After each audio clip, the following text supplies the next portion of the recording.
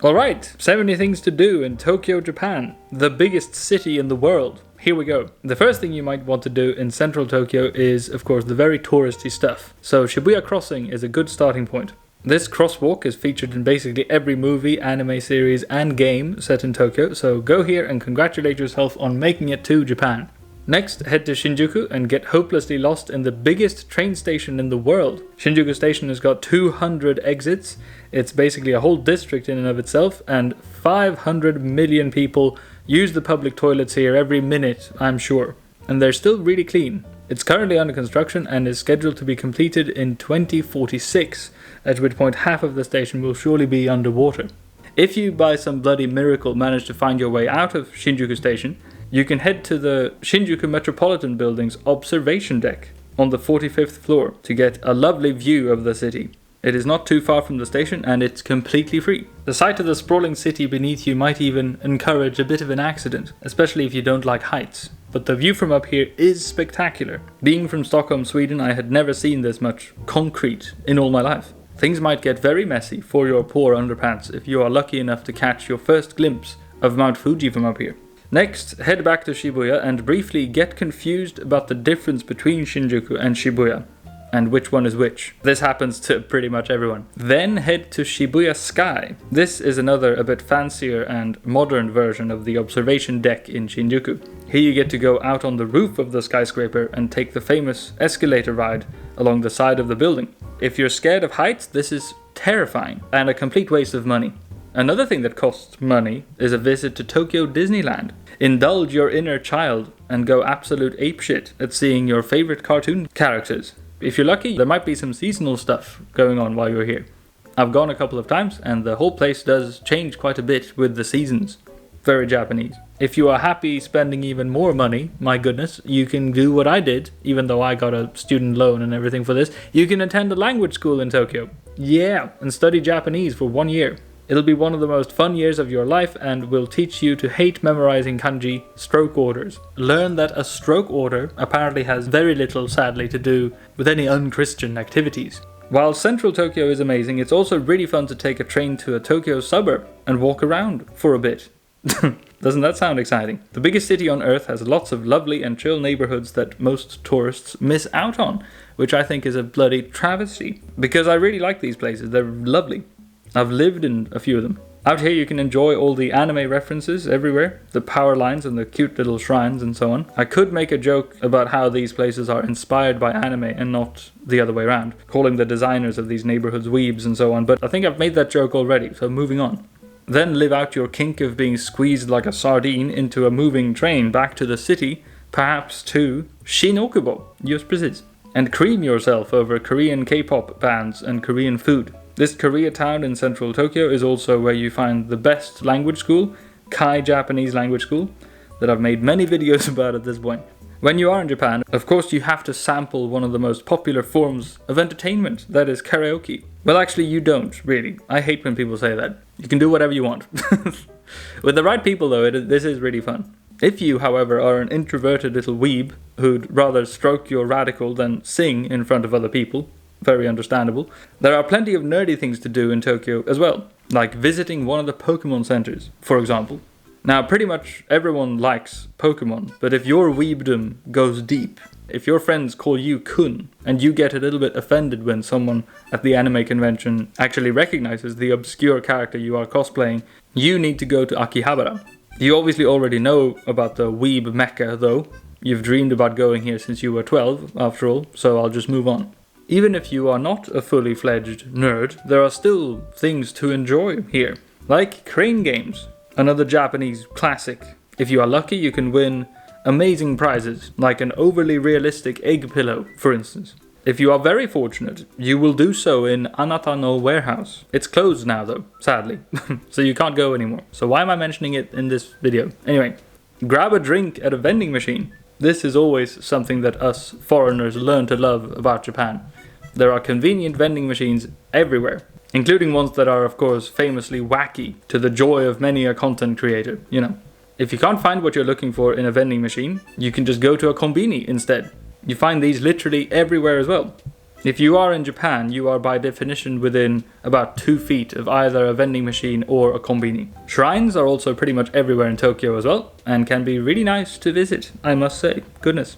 I especially like these tiny ones surrounded by huge skyscrapers. Or you can say screw it to beautiful traditional culture and instead drink your tits off during a night out in Shinjuku. You can do so at a hub, which is a Japanese chain of British pubs, which are about as authentically British as I am authentically Nepalese, you know. They're quite nice though. Or if you dare venture outside the comforts of familiarity, you can rest knowing that getting shit-faced transcends borders and brave the more authentic drinking dens of Torikizoku. This chain of super cheap izakayas has touchscreen menus and super cheap mega beers for about 350 yen. It's insane. I have lost more brain cells in these than in any other place in Tokyo, I think. And I don't know what better endorsement I can give, you know. Yomiuri Land is an amusement park about an hour from central Tokyo that not many people might know about. It's a way cheaper and more old school version of Disneyland, kind of. Well, you know what an amusement park is. Go here in winter and see the illumination, if you are into sparkly stuff. If you do not care at all about having fun on roller coasters, you can instead have fun on a bunny in a bunny cafe. These animal cafes are all over Tokyo, but I'd suggest looking up which ones actually treat the animals well, because they have a bit of a reputation of not really giving a shit about the well-being of the animals. This one in Akihabara did though. Experience the majesty of the fjords in Bergen, a unique landscape only found on the Norwegian west coast. If you are in Tokyo in spring, you might be lucky and get to see the sakura trees bloom. You probably won't be lucky enough to find a place to sit in Yoyogi Park though, during this season. If there are no sakura blooming, hanging out in Yoyogi Park is actually a very reasonable and enjoyable thing to do as well. Especially if you go out of your way and pay for friends to hang out with you. Hanging out with friends can also be done in other places, I'm told. Like Miyashita Park in Shibuya. I fucking love this place. It's a park sort of raised way above street level, but still surrounded by skyscrapers. Look at this, it's so cool. Bring konbini beers and you will know you will have fun. While in Shibuya, if you end up missing the last train, which is definitely another thing that you very well might end up doing in Tokyo, it's fine. You just go to this specific family mart and drink beers until the sun comes up. Some of the best conversations I've had have been struggling to stand up holding onto this railing at 4 a.m, you know. Now enough of the drinking and the socializing. If you don't want to hang out with anyone, trying Japanese snacks can be done all on your own. There's lots of fun ones to go for. Try eating out of a toilet seat, for instance. Once you have eaten out of one, you can then try to poop into one. As nuts as that sounds. Everyone knows about the futuristic Japanese bidet systems on toilets. And squirting your asshole with warm water is way more delightful than most things that I can think of. This is usually the point where tourists decide that they need to come back to Japan next holiday as well, you know. Go to Odaiba, which is a man-made island in Tokyo Bay. I honestly don't like Odaiba that much though, but maybe you would. You know, who am I to tell you what to do? While there, you can whip out your nerdy side again and look at the enormous Gundam statue. Again, I honestly have no idea why people are excited about this, but they lose their tits to this. So, you know, go here. Or you can go to the nearby famous Team Labs art exhibition. If you've ever even heard of Tokyo on Instagram, you already know about this place. I like it. I had a good time here. It's definitely not mind-blowing, but it's pretty nice. Another staple of Instagram worthiness is going to a conveyor belt sushi place. While these do obviously exist abroad, visiting one in Tokyo is quite fun, especially since they're so bloody cheap. One thing that is definitely not a must, but pretty fun regardless, especially if you happen to be a Swedish person like me, is to visit the IKEA in Harajuku.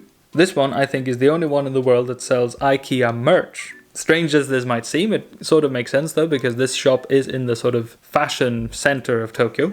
Of course, while here you can visit the very famous Takeshita Street, where you, unless you are 17 or younger, no doubt will feel like a fucking dinosaur. Then you should buy something very stupid and silly to soften the blow of feeling too old. You'll notice that there for sure is no shortage of stupid and silly stuff in Tokyo. There's not really a shortage of anything in this city, come to think of it, you know. Something that is neither stupid nor particularly silly is Shinjuku Gyoen, or Shinjuku Park. It's definitely still worth a visit though. If you've seen any anime set in Tokyo ever, you will recognize many scenes from this centrally located park. It's lovely even if you haven't seen Garden of Words, even though you definitely should. I've mentioned sushi, so let's rip off some more food things to try in Tokyo, like okonomiyaki. which is a weird sort of pancake adjacent thing, worthy of your mouth for sure. Soba noodles are delicious, kind of healthy, can be found insanely cheap and pretty much everywhere. Go for the cold version if you want to impress your date, you know. Tempura is another Japanese staple, deep fried veggies and other things served with very nice rice that we like very much. I fucking love tempura. It's probably unhealthy and in many ways better than sex. If you feel a bit overwhelmed with all the Japanese food around you, you sort of made a mistake coming to Japan, but rest assured that not only are there McDonald's and Starbucks around every corner, but also a lot of really nice little local burger places. Now, you can't eat a bike, but you can ride one in Tokyo if you want to. If you avoid the very central bits, Tokyo is a great bike-friendly city, I think. I know there are many a rental option that are not too expensive at all. If you hate the idea of spending time rolling through the city streets, you can instead spend a small fortune and go up Tokyo Skytree.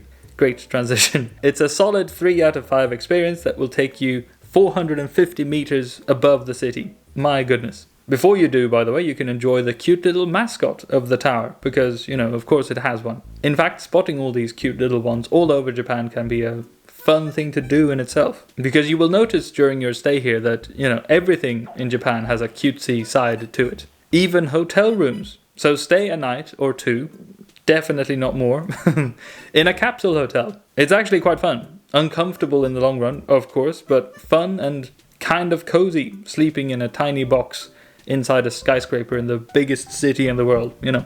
Tokyo Tower is another one of these Tokyo skyline must-sees. I didn't actually like the design very much first, but it grew on me, for sure.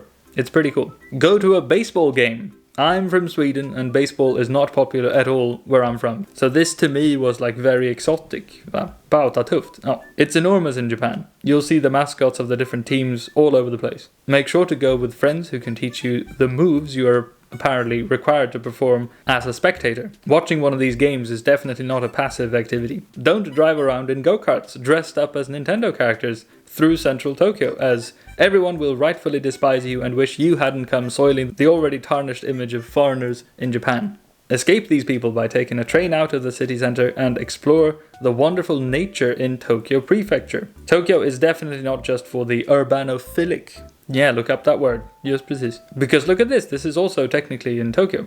Take a local train west and you'll find this magical Ghibli-looking place. Now, if you want to, and my goodness, I recommend this, you can also go for a hike up a mountain like Mount Takao. It's a nice full day trip if you start in central Tokyo, and it's perfect if you want to get into actual proper capital N nature, you know. But that's enough of greenery and clean air. Thank you very much. Back into the jungle of concrete blocks you go.